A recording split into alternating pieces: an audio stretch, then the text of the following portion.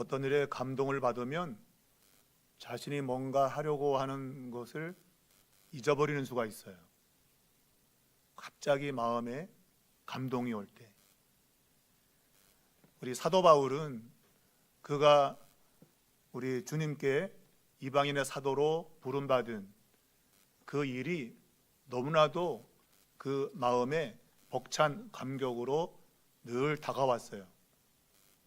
그는 죄인 중에 우두머리였는데 그러한 자신을 사도로 부르셨다고 하는 것, 그것은 정말 감동 중에 감동이었던 겁니다. 그래서 그는 그가 세운 교회에 편지를 보내는 곳곳마다 그 자신의 정체성을 이야기하죠. 곧 예수 그리스도의 부르심을 따라, 주님의 부르심을 따라서 자신이 사도가 되었다 하는 것을 그는 서신마다 그렇게 이야기를 하고 있습니다. 그가 사도로 부름받은 것은 바로 이방인을 향한 하나님의 구원 계획 때문이었다고 분명하게 밝히고 있어요. 우리가 보고 있는 에베소 이 편지도 바로 그러한 의미에서 자기 자신의 그 사도의 정체성을 아주 크게 드러내고 있습니다. 그는 지금 예수님의 그 복음 때문에 감옥에 갇혀 있는 그러한 상황을 이야기를 하고 있는데, 특별히 우리가 3장 1절을 읽으면 이러므로 라는 말로 시작이 되고 있고, 이러한 시작은 앞에 2장에 있는 하나님의 그 범우주적인 구원 계획을 설명하고 나서 그래서 나는 이제 뭘 할 거다 라는 것을 지금 말하고자 하기 위해서 이러므로 라고 하는 이제 접속사를 쓰고 있는 겁니다. 그런데 말씀드렸지만 그는 내가 이래서 뭘 하고 싶다라고 생각하고 말을 하려고 하다가 그 마음에 벅찬 감동 때문에 잠시 곁길로 샜어요. 그러니까 자신이 말하고자 하는 것을 말하지 못하고 다른 것을 지금 말하게 된 거예요. 그것을 알 수 있는 이유는 이 1절의 우리말 번역으로는 이방인을 위해서 갇힌 자 된 나 바울이 말하거니와 라고 이렇게 번역이 되어서 바울이 말한다, 주어 동사가 있는 것 같지만 1절에는 동사가 없습니다. 그러니까 말한다고 하는 이 동사가 없어요. 그냥 그리스도 예수의 일로 너희 이방인을 위해서 갇힌 자 된 나 바울은 이라고 되어 있어요. 그러니까 주어만 있고 동사가 없어요. 그 동사는 15절 가면 이제 나타나게 됩니다. 곧 나 바울은 아버지 앞에 무릎 꿇고 빈다. 그러니까 이 15절로 그가 원래 말하고자 했던 내용이 연결되고 있는 거예요. 그러니 2절부터 14절까지가 그 중간에 갑자기 끼어든 겁니다. 자신은 15절 이하에서부터 3장 15절 이하에서부터 이방인들을 위한 기도를 드리고 싶었는데 갑자기 그 마음에 밀려오는 벅찬 감동 때문에 그 기도를 하지 못하고 이제 다른 이야기를 갑자기 쓰게 된 거예요.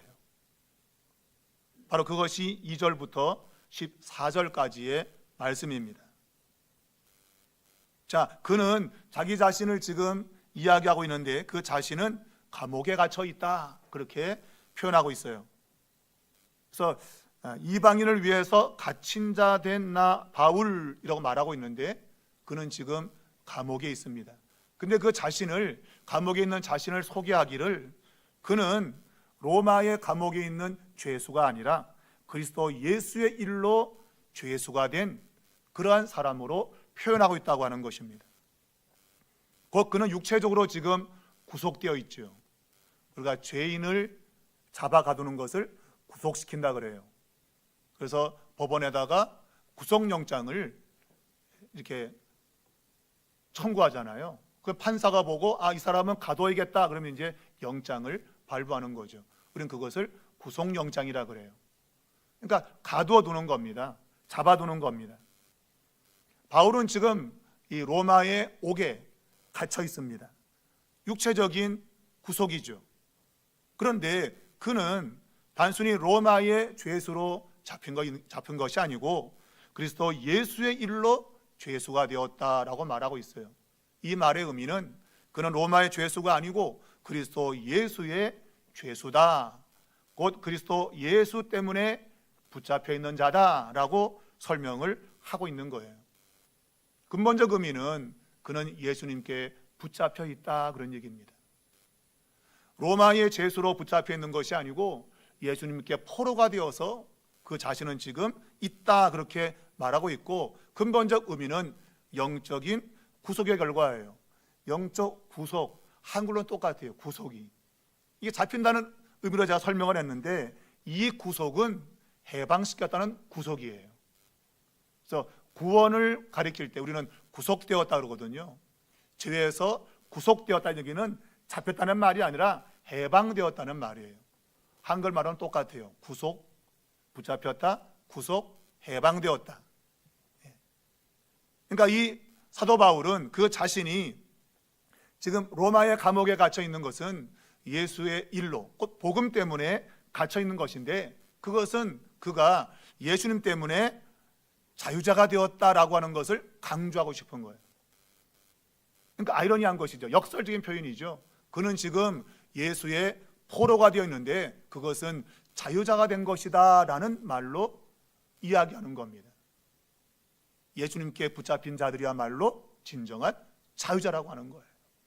그러니까 예수께 붙잡히지 않으면 그는 세상에 붙잡힌 자죠. 그러면 그런 사람들은 구속을 받아야 돼요. 잡힌다는 구속이 아니고 해방돼야 된다는 거예요. 그러므로 이 바울은 그 자기 자신이 지금 어떠한 상황에 있는가, 복음을 위해서 갇혀 있지만 그는 참으로 자유로운 자다, 그렇게 지금 이야기를 하고 있는 겁니다. 그래서 그는 지금 자기 자신이 그 이방인 성도를 위해서 기도하려고 지금 입을 열었는데 자기를 자유케 하고 그리고 주님의 포로가 되어서 복음을 전하는 그 사도가 된 것에 대한 그 감격을 이제 2절부터 이야기를 하고 싶은 거예요. 죄인, 근본적으로 하나님 앞에 죄인인 자신을 해방시켜 주실 뿐만 아니고 자신을 일꾼 삼아 사도로 하나님이 쓰시고 있는 것에 대한 감격이 너무나도 벅차서 기도를 하려고 했던 것을 잠깐 빗나가서 지금 자기 자신의 그 사도로 부름받은 것에 대한 감격을 이야기를 하고 있는 겁니다. 여러분은 자다가 깨가지고 내가 구원받아 천국 가게 된 것에서 감격해 보신 적이 있나요? 자다가 깨가지고 내가 천국 간대, 그런 감격에 붙잡힌 적이 있습니까? 또는 내가 교회가 집사가 되었어, 내가 권사가 되었어, 내가 장로가 되었어, 내가 목사가 되었어, 그런 감격이 막 마음에 밀려온 적이 있으신가요? 그거 다 하는 거 아니야?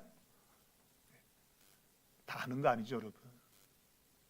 여러분이 직분을 받은 것은 주님께서 여러분을 인정했다고 하는 거예요.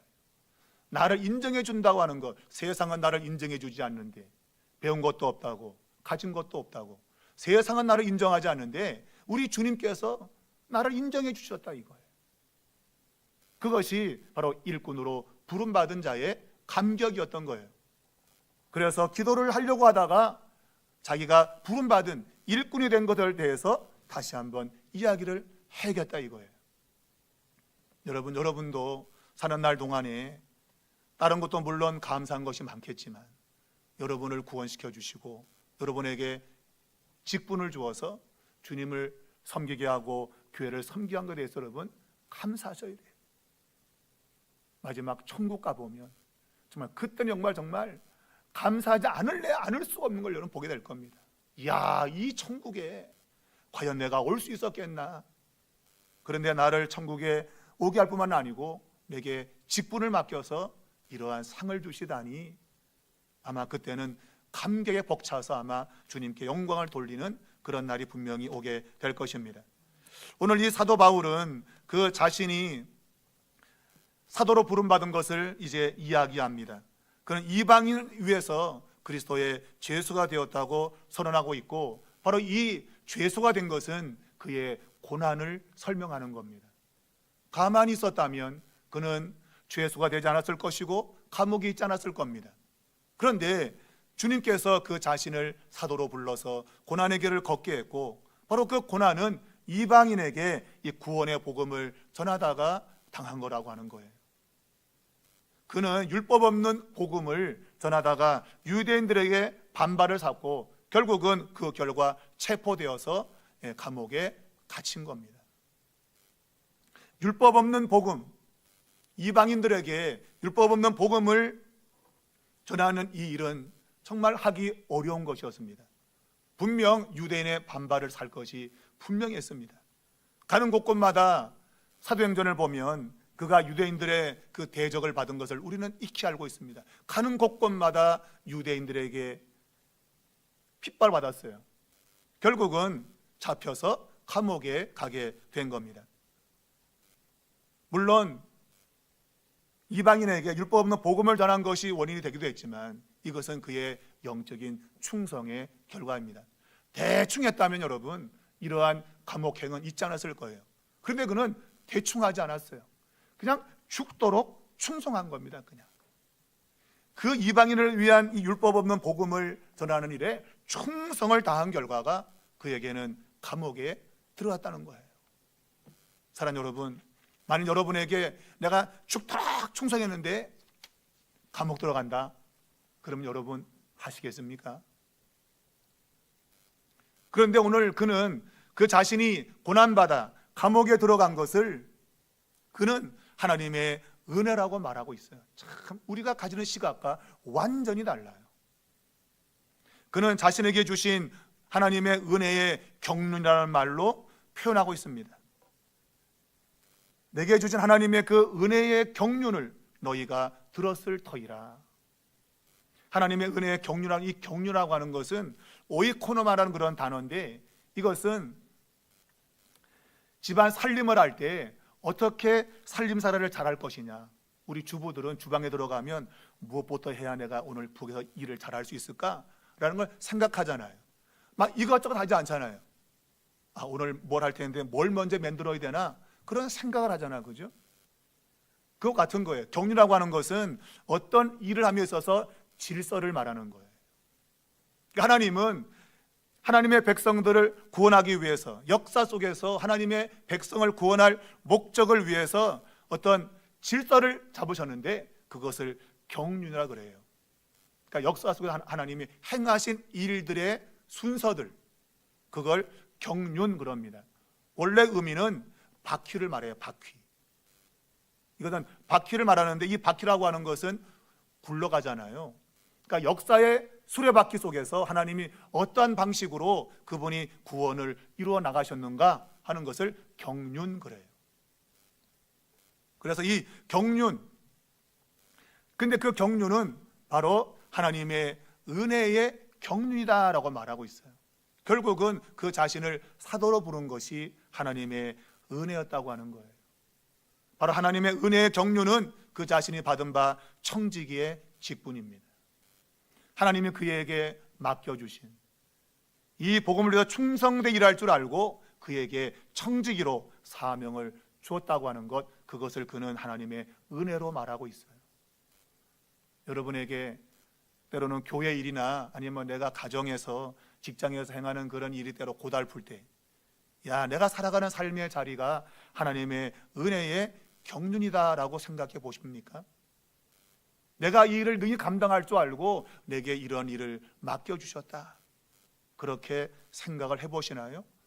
아니면 재수가 없어서 말이야, 남들이 안 하는 걸 내가 맡았다, 여러분 그렇게 생각되지 않아요?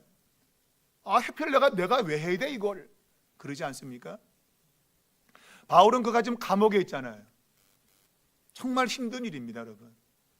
요즘 감옥은 유치장, 그래서 뭐 쇠창살을 입고 그냥 그리고 또 어떤 사람은 황제같이 사는 사람도 있더라고요, 감옥에서.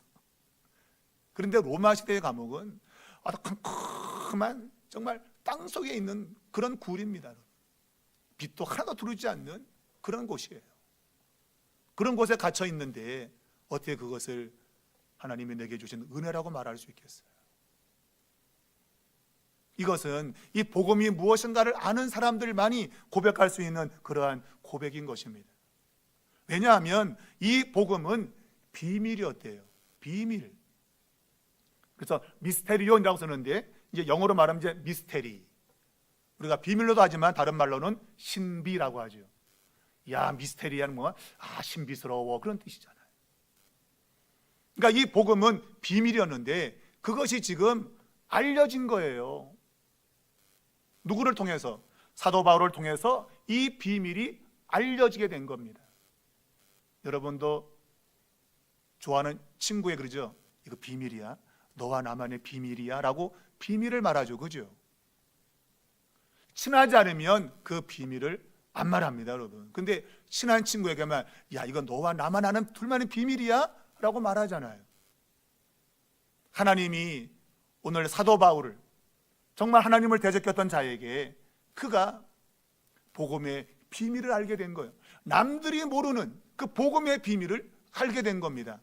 그만큼 하나님이 그를 사랑했다는 증거죠. 야, 너만 알아. 복음이 이런 거야 라고 하는 것을, 그 비밀을 그에게 알려주었던 거예요. 이 비밀은 그가 공부해서 안 것도 아닙니다. 그가 노력해서 안 것도 아닙니다. 오직 그는 다메섹 도상에서 부활의 주님을 만나 계시를 통해서 그가 알게 된 거예요. 그러니까 그 계시 속에서 주님께서 바울에게 야, 이거 비밀인데 내가 너한테 알려줄 거야 라고 말씀한 겁니다. 수많은 사람 가운데 이방인을 구원하고자 하는 하나님의 구원의 경륜, 그 하나님의 질서 속에 바울이 부름받은 거예요. 그걸 알도록 선택되었단 말이에요. 그러니 그 얼마나 감기에 벅차겠어요. 다른 수많은 세대에도 알려주지 않았는데, 여러분 역사 가운데 위대한 인물이 얼마나 많았겠습니까? 아브라함도 있고 다윗도 있고 수많은 위대한 사람이 있었는데, 근데 그 시대에는 이 비밀을 알려주지 않았는데, 만삭되지 못해 태어난 그런 자와 같은 자신에게, 죄인의 우두머리 같은 자신에게 그 비밀을 알려줬다고 생각하면 심장이 뛰는 거죠. 이야, 나에게 이런 비밀을 알려주시다니. 여러분과 저에게도 이러한 가슴팀이 있어야 돼요. 이야, 천국의 비밀을 알게 하시다니. 여러분, 세상에 석박사가 얼마나 많습니까? 자격증 가진 사람이 얼마나 많아요. 그런데 여러분, 그분들이 천국의 비밀을 압니까? 구원의 경륜을 압니까? 모릅니다, 여러분. 이것은 공부해서 하는 게 아니에요, 여러분. 믿음이라고 하는 것은 내가 배워서 갖는 게 아닙니다. 믿음은 그냥 얻어지는 거예요. 그냥 주어지는 거예요. 성령께서 그냥 깨닫게 해서 그냥 맞다라고 동의하게 만드는 거예요. 근데 지금 여러분이 그것을 동의했다고요. 그 비밀을 듣고 나서 맞다, 동의했단 말이에요, 여러분. 세상의 석박사도 알지 못해서 에이, 그런 일이 어디 있어, 십자가가 그게 부끄러운 일인데, 처형당한 건데 무슨 구원이 있어라고 말하면서 밀어내 그러는데, 근데 그 놀라운 비밀을 여러분과 저는 알게 된 거예요. 예수의 십자가의 죽음이 인간에게 완전한 구원, 해방을 주었음을 알게 된 것이죠. 더군다나 이방인을 구원하기 위해서 그 놀라운 비밀을 바울에게 알려준 사실을 생각하면서 그의 가슴은 벅찼던 것이죠. 자, 오늘 그가 지금 이게 가슴이 벅차게 만든 그 비밀, 바로 그 하나님의 은혜의 경륜, 이것이 비밀인데 그것이 펼쳐진 겁니다. 오늘 그것을 바울은 에베소 편지를 통해서 공개하고 있습니다. 그 비밀이 뭔지 내가 쉽게 말하면 폭로하겠다, 그 얘기예요. 자, 오늘 이 비밀의 구체적인 내용을 폭로하고 있습니다. 과거 구약시대 어느 누구도, 어느 사람에게도 알려지지 않았던 그 이야기를 이야기하고 있는 것입니다. 여러분, 구약 성경에도 이방인에 대한 구원이 예언되어 있습니다. 이사야 49장 6절을 보면 내가 또 너를 이방의 빛으로 삼아 나의 구원을 베풀어서 땅끝까지 이르게 하리라. 구약에도 이방인을 구원시키는 예언이 있었단 말이에요. 그런데 사람들은 이방인의 존재를 유대인이 구원받는 그 일에 그냥 둘러리 쓰는 식으로, 그냥 갖다 껴붙이는 식으로 그렇게 생각했던 거예요. 중심은 유대인이고 그냥 이방인은 그냥 곁다리로 붙는 거다, 하나의 부속품으로 붙는 거다, 그렇게 생각을 했단 말이에요. 그런데 오늘 에베소서에서 바울은 그거 아니야 라고 비밀을 말하는 거예요. 이방의 빛으로 삼아서 이방인들을 구원시키는 것은 하나의 구원의 본체에 부속품으로 이방인을 끼는 게 아니고 유대인과 이방인의 그 모든 관계를 뛰어넘는 새로운 인류를 만드는 그런 거라는 거예요. 그러니까 유대인과 이방인이 구별이 없고 차등이 없고 차별이 없는 새로운 인류를 만드는 것, 그것이 바로 하나님의 구원 계획, 복음의 비밀이라고 하는 것을 드러내고 있는 거예요. 그래서 오늘 5절에 보면 이 비밀이 이제 나타났다는 거예요. 누구에게? 거룩한 사도들과 선지자들에게 나타났다라는 거예요. 더군다나 그것이 무엇으로 나타났는가? 성령을 통해서 계시되었다. 사람의 어떤 지혜나 그리고 어떤 논리적인 조직에 의해서 이것이 나타난 것이 아니라 성령의 조명, 성령의 계시를 통해서 깨달을 수 있도록 하나님이 하셨다는 겁니다. 그러니까 성령의 개입이 없으면 이 사실을 알 수 없는 거죠. 그래서 유대인들이 말했던 대로 우리 유대인이 중심이고 이방인은 그냥 끼어붙는 거야 라는 그 생각, 그런 생각이 잘못된 것임을 성령을 통해서 깨닫게 되는 것이죠. 자, 이 복음의 비밀을 구체적으로 오늘 바울은 설명하고 있습니다. 그것이 6절의 말씀이에요. 여기 보면 세 가지로 함께라고 하는, 쉰이라고 하는 접두사를 통해서 그 비밀을 이야기하고 있습니다. 이 쉰자가 붙으면 함께라는 뜻을 갖게 된다고 제가 말씀드렸죠. 슈나고게, 이것은 회당을 가리킵니다. 함께 모인다는 뜻이에요. 그래서 슈나고게, 그러니까 이 쉰이 붙으면 함께라고 하는 의미를 갖게 돼요. 오늘 6절에는 세 가지의 함께가 있습니다. 첫 번째 함께는 함께 상속자가 된다. 그래서 신클레로로마라는 그런 단어입니다. 자, 이것은 이방인들에 대해서 설명하는 겁니다. 당시 유대인들은 이방인은 그냥 유대인이 받는 그 축복에 그냥 곁다리로 끼어붙는, 곧 유대인 때문에 그냥 하나님의 자비를 그냥 하나의 보너스로 받는 그런 존재로 생각을 했어요. 그런데 오늘 이 비밀이 드러났는데 그게 아니라는 거예요. 이방인들도 아브라함의 약속에 온전하게 함께 참여하는 거다. 온전하게 참여하는 것이 곁다리로 그냥 보너스로 그냥 붙여주는 게 아니라는 거예요. 본질적인 하나님의 그 약속의 축복에 동참하도록 하나님이 계획하셨다는 거예요. 그래서 예수를 믿는 자들은 하나님의 자녀가 되고 그리고 그리스도와 함께 영광을 누릴 그러한 존재가 된다고 하는 것을 오늘 바울이 이야기를 하고 있는 겁니다. 두 번째 함께는 함께 지체가 된다라고 말하고 있어요. 바로 이 단어는 쉬소마라는 단어입니다. 쉬소마. 소마가 몸이라는 단어예요. 그 앞에 쉰이 붙으면 이 쉰, 이 니은, N 발음이 S와 만나면 S로 바뀝니다. 그게 영어도 그런 게 있죠, 그죠? 영어도 접도가 붙으면 그 접도의 발음이 바뀌잖아요. 그래서 이제 쉬소마인데 쉬소마가 되는 거죠. 이 S가 하나 붙으면서 쉬소마가 돼요. 곧 함께 지체됐다는 그런 뜻이에요. 한 몸이 되었다는 뜻입니다. 이 단어는 없던 단어예요. 바울이 만들어낸 단어입니다. 쉽게 말하면 신조어죠. 당시 헬라 문화권에서 한 몸이라는 단어가 없었어요. 근데 바울이 복음의 비밀을 깨닫고 만들어낸 신조어입니다. 여러분 혹시 신박하다라는 그 단어를 아시나요? 신박하다. 여러분 알면은 여러분 신세대예요. 어른들은 모를 거예요. 신박하다. 저도 몰랐거든요. 근데 우리 아들이 아빠 신박하다가 뭔지 알아? 모르겠는데 그게 뭐냐? 신박하다는 얘기는 게임에서 나온 용어인데 그 워크래프트라고 하는 게임에 보면 성기사라고 하는 게 있어요. 그게 팔라딘이라고 하는 중세의 기사를 등장해서 싸우는 전투를 이야기하는데요.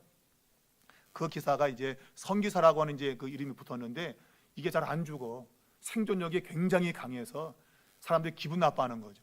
빨리 죽어야 뭘 될 때 저는 안 죽거든요, 잘. 그래서 좀 안 좋은 캐릭터예요, 성기사가. 근데 이제 그 성기사에서 이제 내용이 막 이렇게 막 전개되면서 결국 이제 신박하다라고 하는 그러한 단어가 나오게 되었는데, 이 뜻이 뭔가 하면 새롭고 놀랍다는 뜻이에요. 새롭고 놀랍다. 이게 신조어입니다. 신박하다. 여러분이 그런 용어를 쓰면 젊은 사람이 놀랍니다. 어머, 어르신이 그런 단어를 써요? 네. 새롭고 신박한데 보세요 한번. 애들이 놀라죠, 여러분. 이 신소마가 신조어입니다. 말하자면 정말 새롭고 놀라운 용어예요. 이 용어는 한 몸이다. 함께 몸을 이룬다고 하는 것은 정말 놀라운 단어였던 거예요.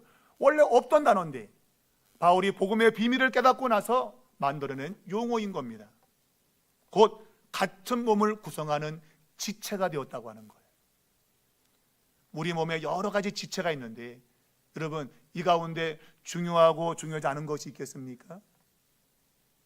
그렇지 않아요, 여러분. 이 몸에 있는 모든 것은 다 있어야 되는 겁니다, 여러분. 하찮아, 하나 떼내. 여러분, 맹장 떼내면 우주에 못 가는 거 아시죠? 그죠? 맹장 없으면 우주에 못 간답니다, 여러분. 맹장이 없으면. 우리 몸에 필요 없는 것이 없고 다 필요한 거예요. 인간의 몸을 구성함에 있어서 어느 하나 필요치 않은 게 없는 거예요. 바울은 유대인과 이방인을 당시의 사람들이 구분지었는데, 유대인은 월등하고 이방인은 미천하고, 그러는데 바울이 복음의 비밀을 깨닫고 나서는 그게 아니구나, 유대인과 이방인이 그런 구별이 없구나 하는 것을 깨달은 거죠. 그래서 유대인만이 아니라 하나님의 공동체, 바로 교회 공동체는 유대인과 이방인의 차별 없이 모두가 동등한 그러한 모습으로 교회에 참여한다.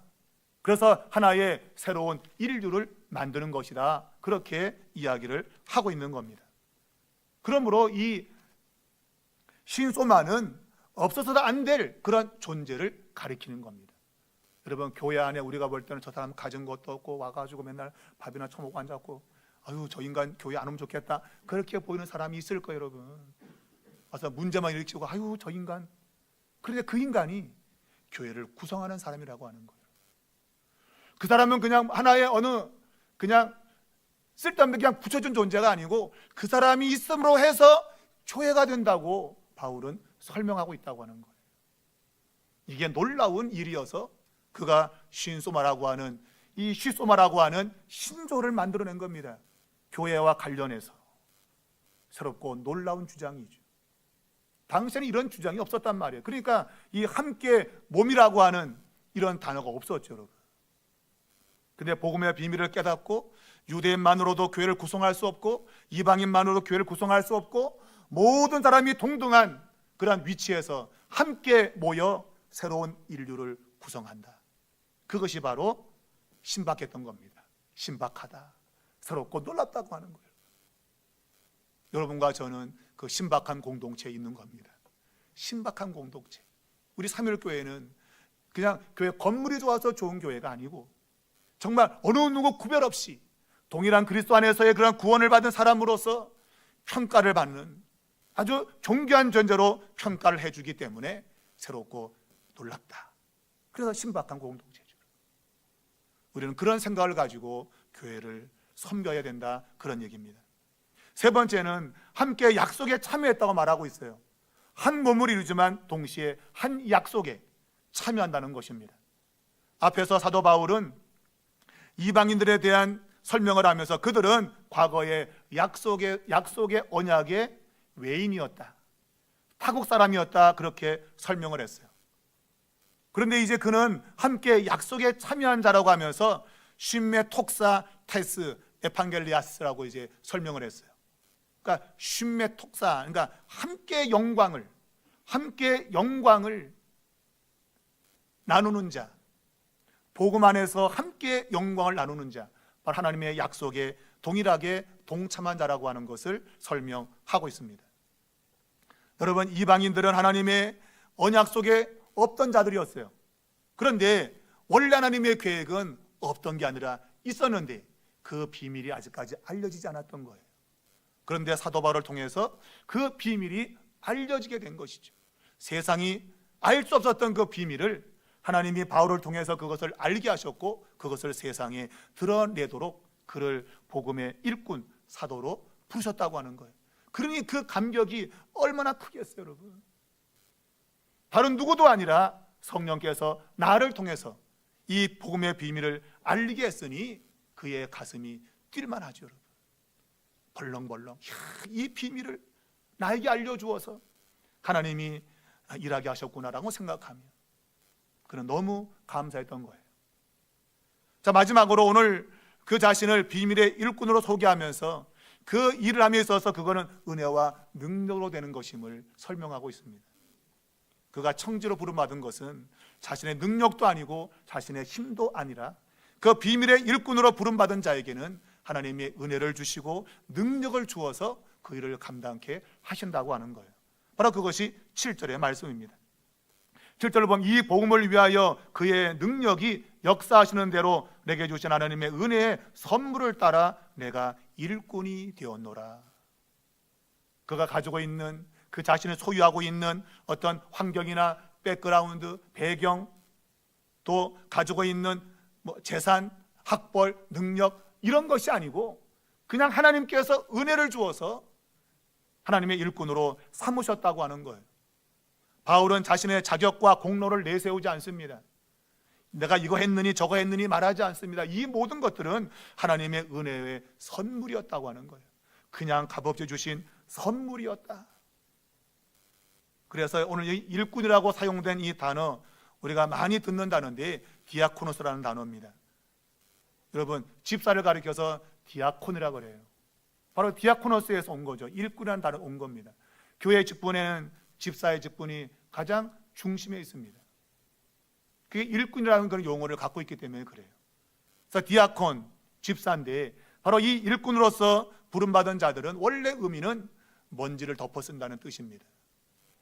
먼지를 다 덮어 쓰면서 일하는 사람, 그런 의미로 이제 디아콘, 디아코너스, 이제 일꾼이라는 말을 쓰고 있는데, 이런 사람들은 하나님이 주시는 은혜 때문에 하는 것이지 자신의 어떤 자격이나 공로에 의해서 하는 것이 아님을 알아야 된다고 하는 거예요. 그리고 그 일을 감당할 수 있는 그 이면에는 하나님이 능력을 그에게 주신다는 겁니다.